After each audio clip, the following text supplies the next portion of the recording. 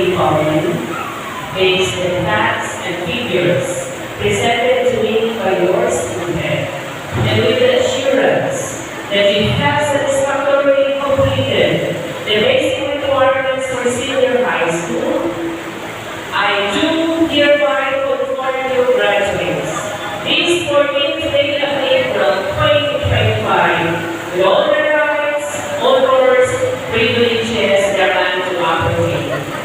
Henceforth, you are now eligible for transfer to any tertiary level schools, colleges, and universities in the Philippines.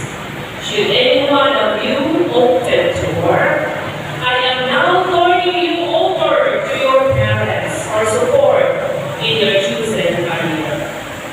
As you carry on, be the best man and woman that you can be in your chosen career. Congratulations and Godspeed.